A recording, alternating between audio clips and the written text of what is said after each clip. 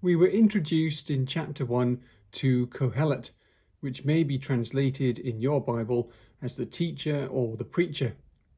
As he is the son of David and king in Jerusalem, he is traditionally taken to be Solomon. This fits with what we find in chapters 1 and 2, because Kohelet appears to have vast wisdom and vast resources. He uses these to conduct an investigation into the ultimate meaning of life. He experiments with everything humans can do or experience, and, having all his resources, he is able to take them to the max, whether it's building things or having entertainments or many concubines. As he says in 2:3 and verse 9, throughout all of these experiments, his wisdom remained with him, so that although he threw himself into these experiences, they were still a part of his mind observing and evaluating. The results were vanity. Everything was meaningless. What torments Kohelet's mind and propels him on this intellectual journey are 4 thoughts in particular. First, there is nothing new. Everything that is has been, and everything that will be is here now. It is impossible to do anything original, to break the endless cycle of human activity.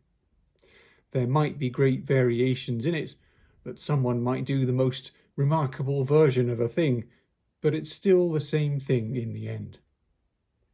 Second, even if you do use all of your skill and knowledge, and you are the greatest and most skilled the world's ever seen, and you do things no one has ever done before, and you sacrifice yourself and work like a madman, when you die, for die you must, what will be the sort of person who will inherit it all? They haven't worked for it, they haven't had to acquire all the skill and knowledge and go mad working all hours for decades to achieve it. And what is more, they might be a complete idiot. All your incredible wisdom is put into the hands of a fool, and there is nothing you can do about it because you are dead. Third, death is the same fate for everything. What is the point of being wise? What is the benefit of being a human over an animal? Everything dies, everything becomes dust. Fourth, everyone gets forgotten.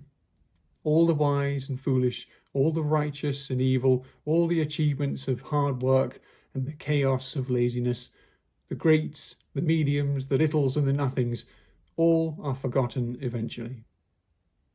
So what is the point of being wise, of being great, of doing things and making sacrifices, if in every way you look at it, it all turns out to be cancelled by death? And this is before you have even begun to consider suffering, whether it's the suffering of simply being alive, that is the toil which humans have to labour just to get by, or the harsh sorrows that afflict people, such as loneliness, or the injustice done by the wicked. At the beginning of chapter 3, Kohelet observes that there is a time for everything. We saw in our reading of Proverbs that this was a theme of wisdom. It is part of wisdom to understand the complexity of life and how at one moment it is good to do one thing, but at another the complete opposite. It is also part of wisdom to know which moment you are in, or perhaps which moment you are about to be in. Behind all this is the recognition that God is sovereign and has ordained all things. The ancients had a much deeper sense of time than we do now because of their agricultural life and the way the festivals were built around it. Thus there was a time for sowing, a time for reaping, a time for letting the ground lie fallow. They also had a season for rains and a season when it did not rain. But what is the point of Kohelet's poem here in chapter 3, with its series of opposites? As we saw with Proverbs, sometimes things are just the way they are, with no particular moral judgment attached. Does Kohelet offer this poem in resignation, or is it for him consolation? He offers no concluding thought or comment. We must make of it what we will. Certainly it can reinforce the sense of endlessness that Kohelet feels in the universe, the feeling that there is nothing new. This notion is the subject of verses 9 to 15. He notes in verse 11 that God also put this feeling into the minds of humans so that they can think about the meaning of the past and future, but it is like an itch that cannot be scratched. They cannot know all the things God has done in the past or will do in the future. Man is finite and limited, and he and his works do not endure. Only God and his works are forever. Humans are given the ability to know this, but they cannot understand it. What then should they do? They should simply try and enjoy themselves. It is the gift of God, as verse 13 says, that we have this ability to find enjoyment in our lives, in our work and in our food and in our drink. In other words, in what is right in front of us. But the sense of eternity is still a source of hope for Kohelet as he considers injustice. As he says in verse 17, God has appointed a time for judgment, and so the righteous and wicked deeds will at some point be evaluated. He then considers more scenes of life and finds them also to be vanity.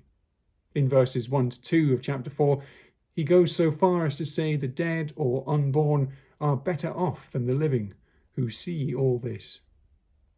Yet friendship is a good thing, but it is bad for those who do not have friends. Finally, Kohelet considers the remarkable case of a young man born poor who replaces an old king. The old king ought to be filled with wisdom at his great age, but he no longer listens to his counselors, which, as we saw in Proverbs, was essential for rulers. The young poor man of no account is instead much wiser than the king, and, wonderfully, he becomes king. There is much rejoicing at this unusual turn of events, and he was so great a king that those who followed him could not be counted. But again, in time, he and all these marvellous things will be forgotten, and no one will rejoice in him. Kohelet is forced to conclude that once more time and death cancel all meaning.